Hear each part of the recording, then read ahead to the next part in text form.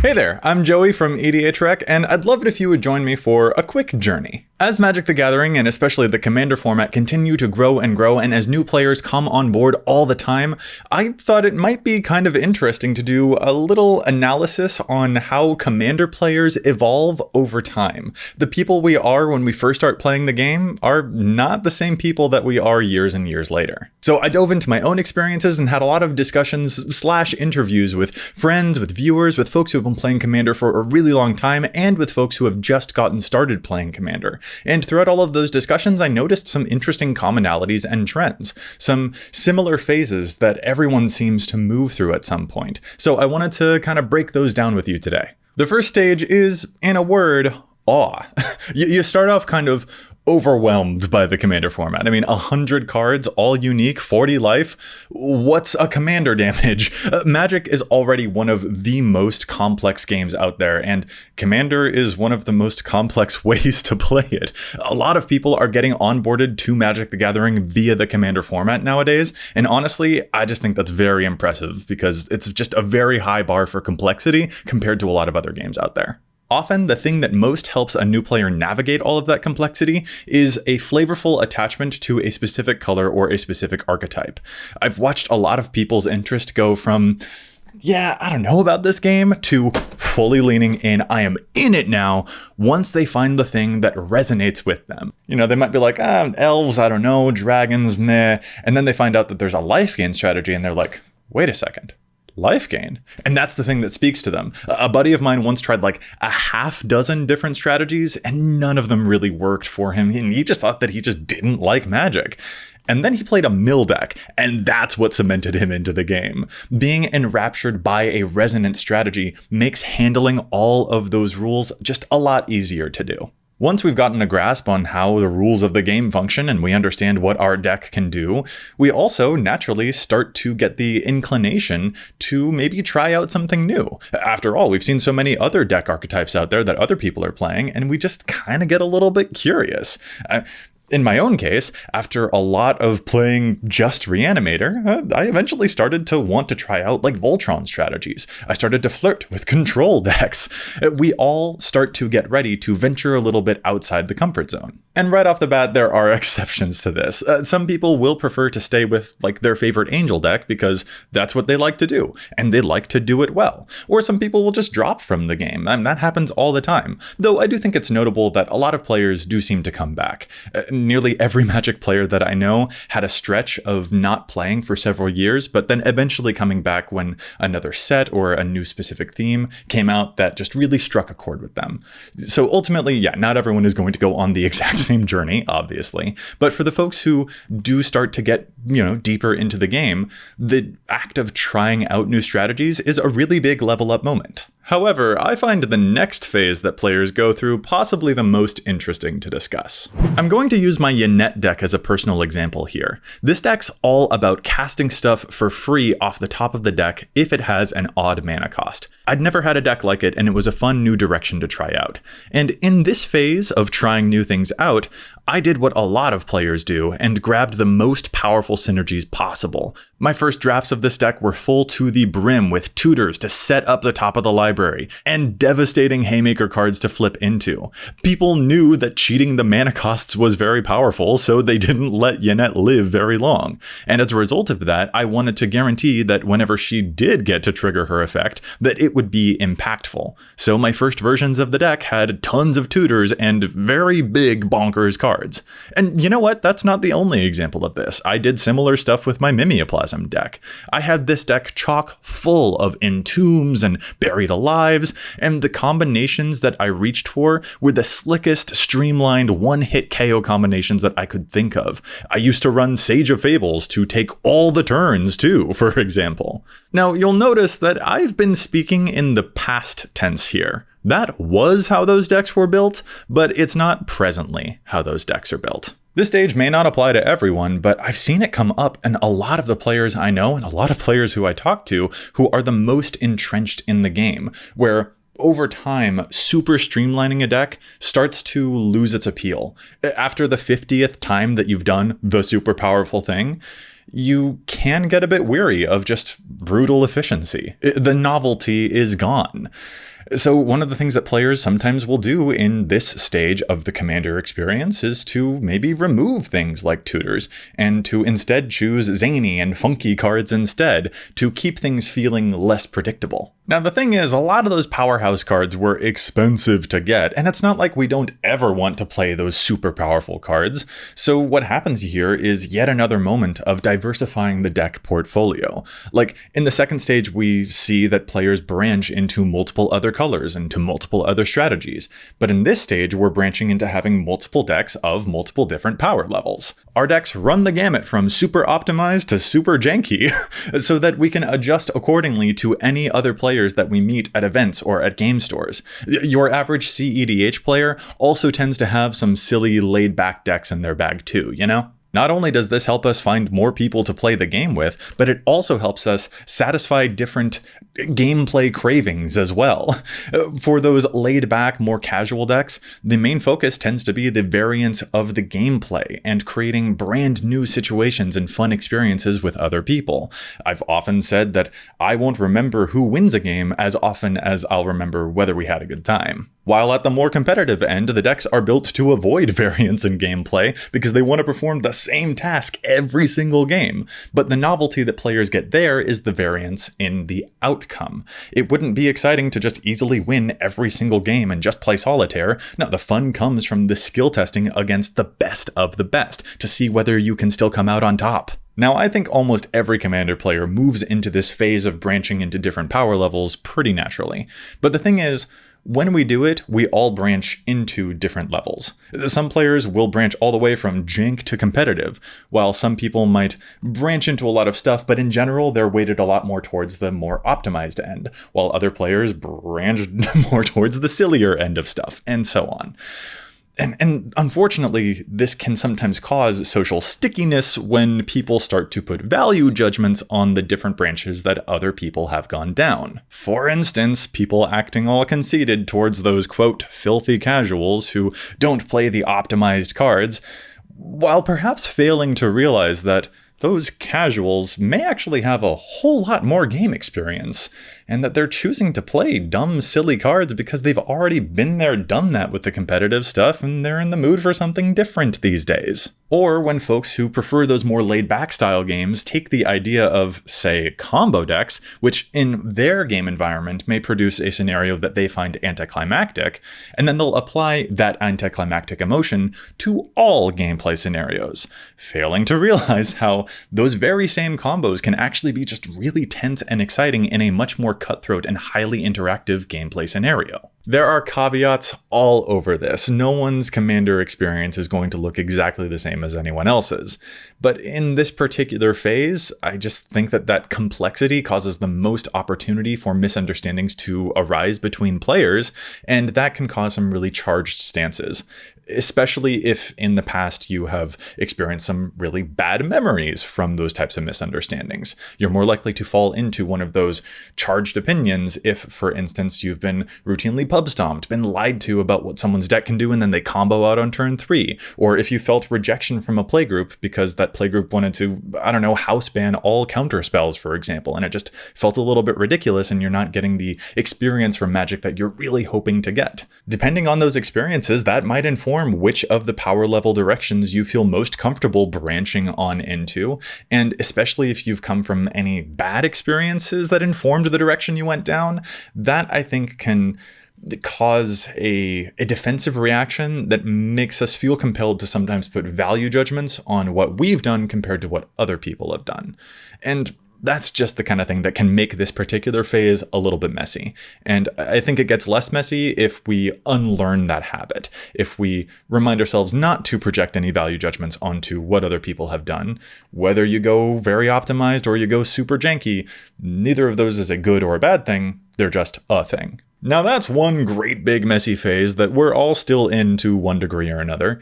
But there's another evolution that I think players go through that is especially becoming more prominent in recent years, particularly in the wake of the explosion of Commander-oriented Magic products. For some quick context, in the earlier days of Commander, we tended to get generically versatile powerhouses, and this continued for some time. Atraxa, for instance, was and is wildly popular because she's powerful and can helm so many different strategies. This is news to nobody. But this type of design wasn't a sustainable model once Wizards put both feet on the Commander gas pedal and started to design a minimum of like 15 legends per set. In the lifespan of any game, power creep is going to be a thing, no matter what, of course. But when you're printing hundreds of legends every year and thousands of cards a year that will go into the 99, a way to rein in power creep at least a little is to make designs much more niche. These cards aren't crazy powerful everywhere, they're crazy powerful in a very specific way for a very specific strategy. There aren't a lot of other ways to build Tom Bombadil other than with a lot of sagas, you know? And this has an effect on player deck building. In past episodes, we've noted the data over time and how a lot of new commanders have higher amounts of deck overlap and less variation within the 99. In my talks with other players and just in reading commentary online, there's been a lot of discussion that lately many commanders start to feel more prescriptive, as though they just build themselves, that there's less experimentation in the deck building process because this precise pre-written formula is just what that commander needs to be able to function at all in the first place, and that many of the cards printed for the 99s slot so finely into those niches that it takes away some of the joy of the tinkering and experimenting and deck building stage, because there's just kind of no question whether those commanders would want those cards. Now, I can't move on from this point without first addressing that there are plenty of folks who will point the finger and claim it's EDHREC's fault, that EDHREC is what produces the homogenization. The call is coming from inside the house, Joe. But I don't know, I'm just gonna say that in a hypothetical world where EDHREC didn't exist, players would still build Tom Bombadil to be a saga commander? The call is coming from inside the Bombadil. EDHREC's data isn't perfect, and you should look at it more critically. That's the point of this channel. That's the point of the advanced filters. That's the point of challenging the stats on our show. I don't know, I just think it's kind of weird when people get riled up about a database, right? And it's called EDH recommendations, not EDH we're forcing you to play these cards. People can choose whatever it is that they want to play. To quote Josh Lee Kwai, we're in the information age. If you're gonna complain about information being available to people, hey, good luck to you, but I'm sorry, you belong in a different century. King? Really well said, man. But the reason these types of complaints emerge in the first place is because of yet another stage in the Commander experience, isn't it? Once we've sampled a lot of different strategies, we start to crave something that's more unique. For example, I built my Commander deck because I didn't know anyone else who had a deck like it. And on the one hand, there are so many commanders nowadays that you can totally find an underplayed legend and be the only person you know who built it. And that's awesome. But if it feels like that commander can only be built in one specific way, and when you play it, it always plays out in one specific way, that can sometimes feel like maybe the deck dictated things for you rather than you getting to explore and discover with it. When so many commanders come out these days, and there's a perception that maybe some of them are feeling more prescriptive, like they don't leave as much wiggle room as you used to have, then it gets harder and harder to make something that's truly unique to yourself. And that's what produces the frustration from before, right? Craving unique brews and instead encountering a lot of power crept and on-rails cards. That's a valid frustration. It's totally natural to desire a unique original energy, and it is frustrating when you can't pin that kind of thing down. And it's only going to get harder as the game grows. I just think that applying that frustration to like a website or projecting it onto the fault of other people is just kind of misplaced. Now, not every single player necessarily goes through that desire to find something truly unique to themselves. Plenty may, but it's not everyone. But I think that unique desire thing is actually only half of this particular phase of the Commander player evolution. Because also in this phase, I think there's something else that we start to focus on within our decks too. To take it back to a previous video, I once ranked all my decks by how often I play them, and my Feather deck was in dead last place. I love Feather the character, and I actually think she's a very versatile legend, but I wound up taking that deck apart, because I just never played it. No matter how I built her, every turn looked the same. The gameplay got too repetitive for me. The deck started to feel streamlined. It felt solved. And in comparison, look, I know I talk about her way too much, but the reason I love Babala Saga as much as I do is because in that deck, I experience variance on a turn-by-turn basis. She needs to find a specific concoction of 3 different card types, which means every turn is a puzzle. How do I find those 3 types every turn? And another deck that I genuinely never expected to fall in love with is my Barakos the Folk Hero deck. Y'all, I have fallen hard for this deck. I keep reaching for it at game night. It's either my 2nd or 3rd most played deck of the entire year. And the reason is because, once again, every turn is a mini puzzle, figuring out the best way to juggle creature types and form a full party. I don't want a deck that feels like it just plays itself. I want to win because of something I did, not because of something my cards did for me. And these commanders force me to juggle a whole lot of choices every single turn. I think that's the other half of that desire for uniqueness stage. We don't just want novelty in the gameplay experiences that we have with other players, the macro scale, we also crave it within the deck's own construction and within its specific play patterns, the micro scale. Call it noveltyception. Novelty within novelty. We don't just crave it on a game-by-game basis, but we also start to crave it in all of the little ways, like a turn-by-turn basis as well. And across each of these stages, the common trend amongst Commander players is that search for variance. Variance in colors, in strategy, in outcome, in gameplay. And we're pushing up at the edges of that kind of thing constantly and continuing to find ways to make something feel new and fresh, which can make it feel worrisome when you start to feel like maybe you're running out of something new. That's when the potential for a burnout phase can really start to rear its head.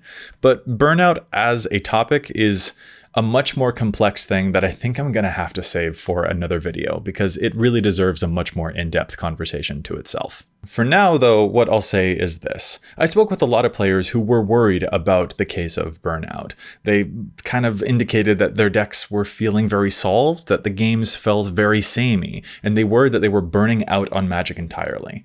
But over the course of having conversations with a lot of these folks, several of them put together and kind of realized that what was actually the case was that they were burning out specifically on, for instance, their Jetmir deck or their Elf deck's similar win conditions, that kind of thing. It wasn't that they were necessarily burning out on the entire game itself, but it was a particular set of things that were feeling very narrow and constrictive. And that's a difficult thing to pin down. It's just an ambiguous anxiety, and it's difficult to know whether it's connected to just one specific thing or whether it's about the entire state of the game in general, particularly because if you have that feeling that when you look around at a lot of the other legends these days, that many of them maybe feel similarly prescriptive, that can produce even more of that anxiety about things being on rails and not leaving you room for the exploration that you crave. Sometimes you need a while away from the game to refresh your perspective and figure out what it is that you'll enjoy next.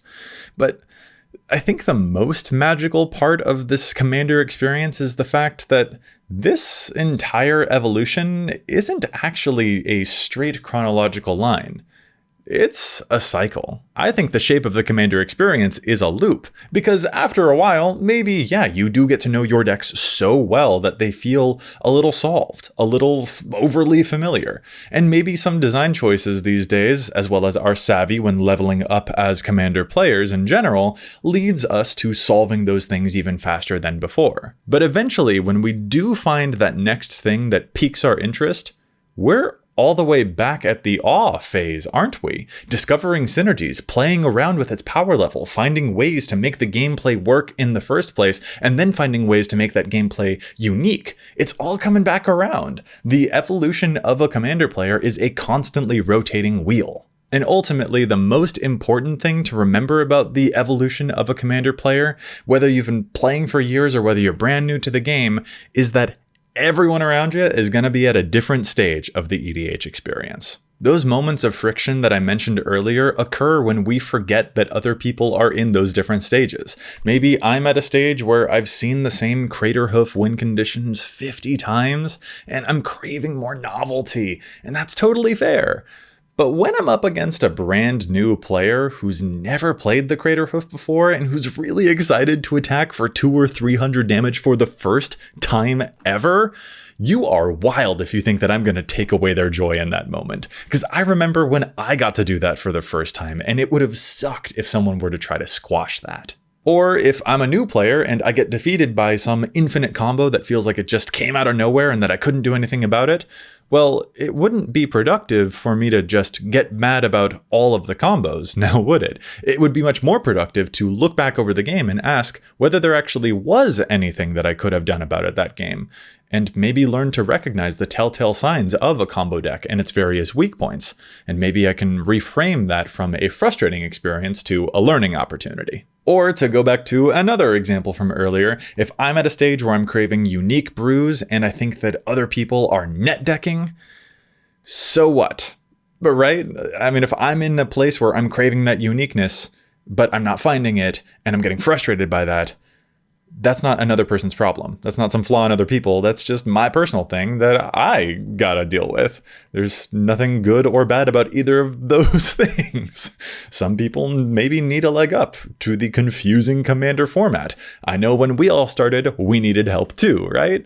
They're just at a different stage in their Commander experience, and we're in a different stage in ours, and that's totally fine. I hope that examining these small trends and similarities in the EDH experiences that we go through can help us better recognize when other folks are at different points along their paths, and recognize that none of those points is better than any other.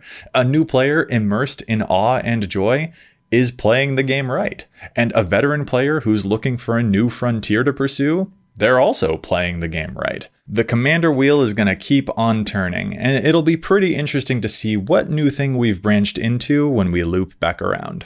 That's it from me. Do these trends match up with your experiences? Is there a stage or a phase that you think I missed? Let me know down in the comments below, and as always, remember, EDH wreck your deck before you wreck your deck.